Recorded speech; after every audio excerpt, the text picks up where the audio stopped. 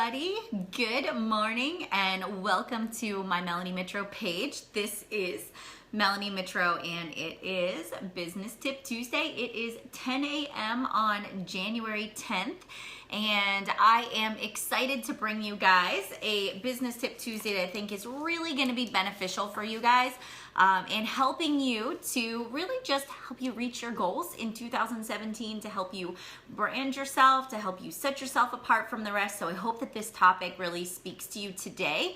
And if at any point in time you guys have questions, feel free just to leave them in the comments below and I will answer them all at the end. So I see that there are people joining us live here on the Facebook page. Feel free to share this. Feel free to invite or tag friends below. The more, the merrier. So good morning. Hi, Jennifer. How are you? Hi, Carly. Good morning. So guys, my topic for today is about building your brand. It is about not being a copy, but being an original. All right. So, oh, hi, good morning. I am getting the blogging stuff up and running. It's in the process of being sort of put together now. So I will keep you guys posted on when that gets launched. But, you know, our topic for today, guys, is all about branding yourself. You know, there are so many people that I see on a day-to-day basis that literally copy and paste other people's posts. They take their wording. Sometimes they don't even change the wording. They literally copy and paste a post directly as it is. They take the idea, they take the post. Sometimes they even copy the image and then they claim it to be their own. And I'm going to be honest with you, as a Beachbody coach, when I was first starting my own network marketing business, I will be quite honest with you. I was guilty of doing just that. I was guilty of taking other people's posts because I thought they were incredible. I thought they were really good. I thought they had a lot of meaning behind them, and I copied and pasted it, and I thought that I could just use it as my own. But what I can tell you is this, that I learned over just educating myself, attending seminars and webinars and listening to YouTube videos about how to brand yourself, that was not going to get me the kind of customers I wanted. It was not going to build a trust with people. It was not going to allow me to share my story. I was in fact sharing somebody else's story, not my own experience, but somebody else's. And when it comes to building a business, like in a network marketing business that's built on relationships, it comes from people having a trust with you. They want to know you. And we have to be able to be a little bit vulnerable in that. So today we're going to talk about a few things. We're going to talk about being transparent. We are going to talk about being vulnerable, your image, how people are going to connect with you, how people perceive you. We're going to talk about knowing who you are and then creating a game plan for that too. So hopefully that will help you guys in your business. So number one, people don't buy you, or people don't buy Beachbody, they buy you. Right? So people, when they follow you or when they're trying to make a decision as to whether or not they're going to join you, it's not about the product. It's not about what you're selling. It is about you. Somebody's going to come to your page and make a decision whether or not they trust you, or do they feel like you're blowing just a load of smoke up their butt, right? So here's the thing. If you would go into a store and the only thing that people wanted to do was sell you a product, if they literally, from the minute that you walked in the door, they said to you, and I'm going to give you an example. I don't know if you guys know Buckle Clothing Store. This is the clothing store that I think of. The minute I walk in the door, what they say to me is, here's our sales for the day. You look like you would like this. And they're just jamming clothes at me. And then they're throwing things over the dressing room. And they're just throwing things at me. And they're not connecting with me at all. And I know that the only thing that they want to do is upsell me, sell me the more expensive jeans, get me to buy more stuff, and I can smell it a mile away. It turns me off, and I immediately put up a wall and put up a guard. Do you guys know clothing stores like that, or other stores where you walk in, you know, mattress and furniture companies? They are the same exact way. So when people come to your Facebook, your Instagram, your blog, do they instantly feel like they're being sold your product, or do they feel like their voice is being heard?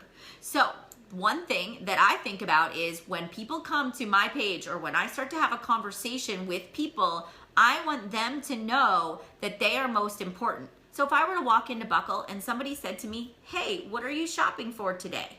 And I said, oh, I'm just looking around, not really shopping for anything in particular. I would say to that person, fine, if you need anything at all, I'm here to help, all right? You would let that person go on.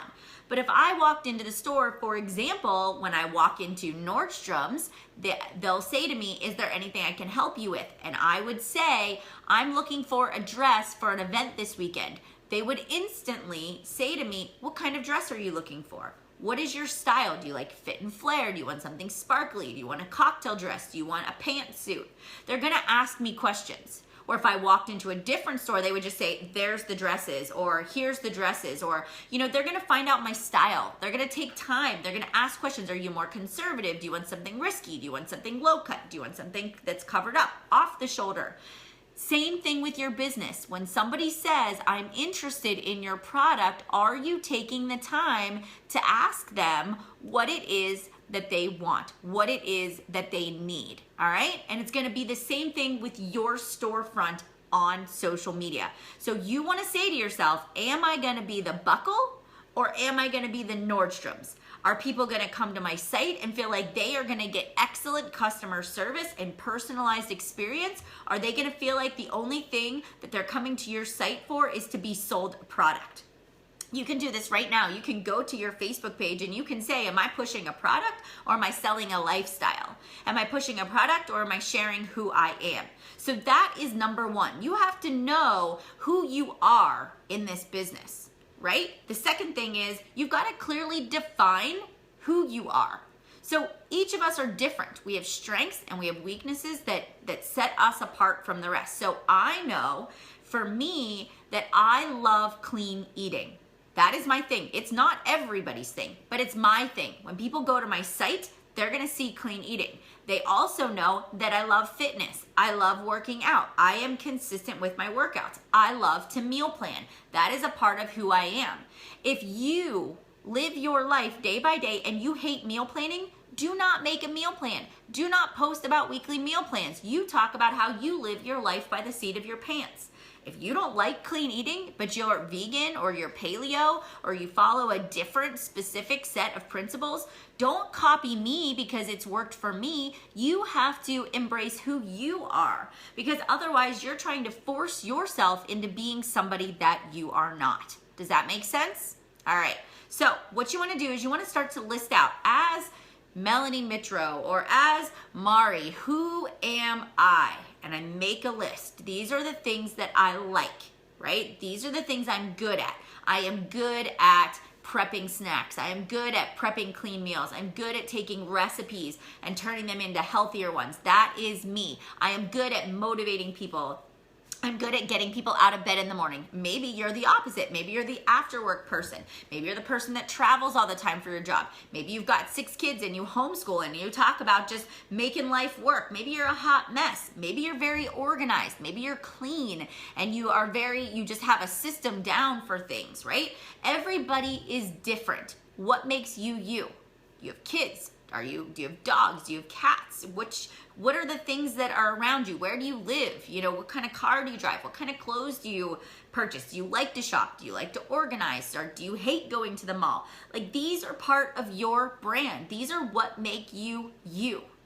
So as you're starting out in your business, the quotes that you post, the things that you talk about should be things that are related to you, not somebody else.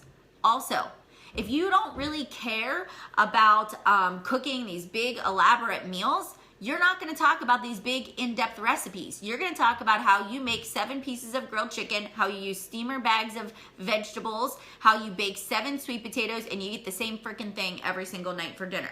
Where somebody else that might love to be in the kitchen and might love to cook, they might go live and do cooking shows, or they might have these big elaborate blog posts with pictures of their food that's arranged really pretty and really nice. So do you see there? And the thing is there's no right or wrong way. What one person connects with, another person may not. And there are more than enough people out there for you. So you have to hone in and pitch directly to your niche and share things that are inside of your interests. And if you begin to go outside of your interest, that's where you're gonna lose people. That's where people aren't gonna feel like they know the real you. They are gonna feel like you're just stabbing in the dark to try to find out what works. So today, sit down and just make a very simple list of all the things that define who you are. All right? Teaching group fitness classes is another one. Even just plus size women, right? That's another one. People with transformations that start out in the obese category and come down to a healthy BMI. People that are over 50, nutritionists. There's so many different ways you can go with this, but you have to harness that brand.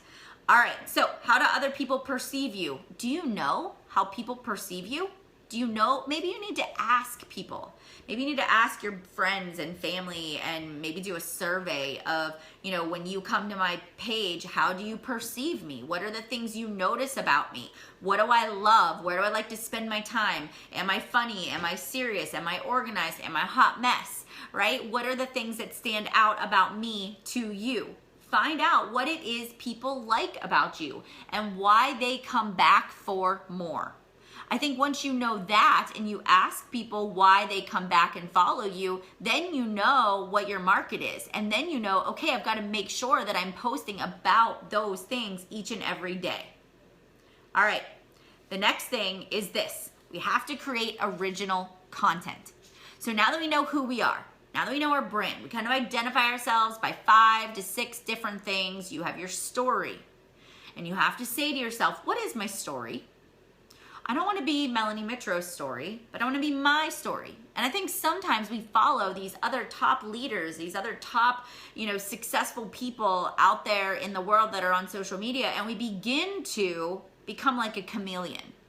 And we begin to transform, and before we know it, the lines become blurry and our story is becoming their story. And then after a while, we don't know what is reality and what is made up, what is somebody else's story. And so what I want to encourage you to do is sit down today and I want you to write your story. What is your story? What got you into the business that you are in today? I want you to be vulnerable. I mean, was it an eating disorder? Was it a really bad breakup or a divorce? Was it a life-altering situation that made you say, I cannot go on like this. I want to change more than I want to stay the same. And you have to own your story. Because when you begin to be vulnerable and you are you, people will trust you. It breaks down the walls. It allows people to say, I identify with all the other things she's putting out there. I trust her enough to share my story with her so that she can help me. All right? So are you being vulnerable, or are you being a chameleon and taking on the story of somebody else?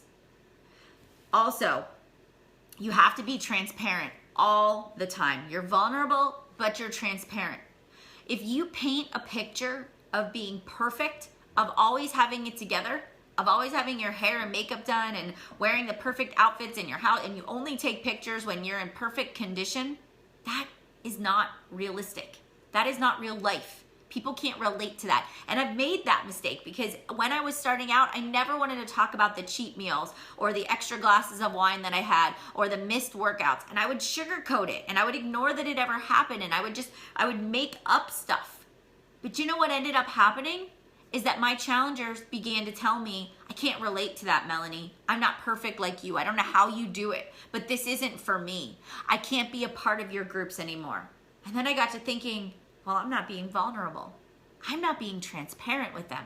I'm not being honest because I think because I'm the coach that I should be perfect, and I'm not perfect. But the minute I started to say, hold up, messed up, had a bad weekend. I ate 3 cake pops and a lot of champagne. But guess what? I'm pressing play on Monday morning. I'm back at it. It doesn't define me. I'll still reach my goals. I know that this isn't an everyday occurrence. It was a special event. I knew that this is what I wanted to do, but here I am leading you by example. And because I do that, that's gone. That wall is gone. That transparency is there. That vulnerability is there. I built that trust with people. They know I'm real. They know that I make mistakes. So the question is, Are you painting a life of perfection? Or are you keeping it real? Are you allowing your humor to come through? Are you allowing your personality to shine through in all that you do? When you begin to let that guard down and say, some people will like me, some people won't, that's okay. That is when your business grows. All right, so as we sort of bring this to a close, here is the things that I want you guys to think about. I want you to think about this. Go take a look at your social media. I want you to say to yourself, am I selling on my social media? Is the only thing that people see on my page about when my next challenge group is, what to buy, what program I'm doing, or do they know my personality? Do they know what I like to do in my free time? Do they see glimpses of my vulnerability and transparency? Do they know my story? Do I share my story often, like once a month, every other week? Do I talk about the ups and downs? Do people see the consistency? They may know what fitness program that I'm doing, but do they know the thought process, the mindset, the psychology that goes behind it? And last but not least, are you copying other people?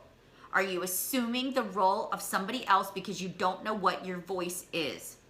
I would rather you try and fail until you figure it out, because you will have faster growth and faster success if you in fact do it that way instead. I hope that that makes sense to you. And then last but not least, one of my friends, Katie, she did part of our training this weekend. She actually talked about this, and I can't wait to share her video whenever we get that process. But here's the thing. On social media, we're inundated 24/7 by just these different avenues and these different areas. Our attention span is that of a goldfish. You have 5 to 6 seconds to capture the attention of somebody that's following you. If you were to sit and scroll on your Facebook right now, what makes you stop? What makes you read? What makes you look and actually take the time to read somebody's post? Is it the image? Is it clear? Is it funny? What makes you stop, scroll, and read? You have got to be the scroll stopper. You have got to figure out and harness what makes you stop and read, so that you can recreate that for yourself too. All right, guys, now it's time to go out there. It is time to give yourself a gut check. Be an original. You were born with a set of God-given talents and tasks that you are just doing yourself a disservice if you are not harnessing that. So I want you to say to yourself today, what are the gifts that I've been given? Make a list, know who you are, and start putting that into practice now. All right, go out there and make it a great day. I hope that you guys enjoyed this Business Tip Tuesday today. If you have future topics that you would like for me to cover, if you just send me an email at mjmitro@gmail.com, give me your topics that you'd like to hear from me in the future for training, and I will get them on the schedule for future Business Tip Tuesdays. But thanks so much. Have a great week, and I can't wait to see you guys back here next Tuesday. Bye, everybody. Take care. You are welcome.